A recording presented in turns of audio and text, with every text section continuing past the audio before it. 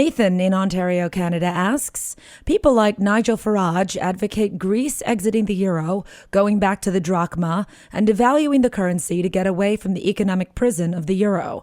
Is Nigel's idea opposite to Austrian economics, or does he have the right solution?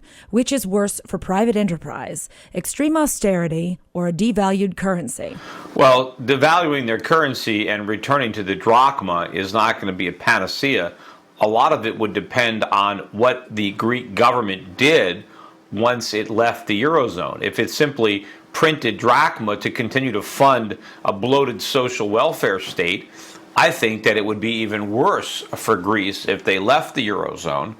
Now, if they left the Eurozone, went back to their own currency and pegged it to gold and were responsible and simply got out from under all the debt that they now owe, but at the same time they implemented sweeping free market reforms, slashed government payrolls, reduced a lot of regulations, then they would be much better off. But then again, if they were willing to do that, they would be able to do it right now within the framework of the Eurozone. The problem is Greek politicians don't want to do any of that.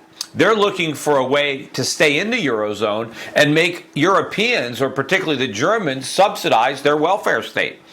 And I think that would be a big mistake for Europe in general to do that, but that is the outcome that Greece wants. I mean, the Greek politicians don't want to do the right thing. Ultimately, what might be a better thing would be for Greece to stay in the Eurozone, but default on its debts and be unable to borrow money and then be forced to slash government spending. And there might be a better chance of accomplishing that if they stay in the Eurozone, although I do believe that the debts that were incurred by the Greek government are simply too much for the Greek taxpayers to be able to handle. And I think the perception that the bailouts are to help European banks is something that makes that bitter-tasting medicine that much harder for the Greek electorate to swallow.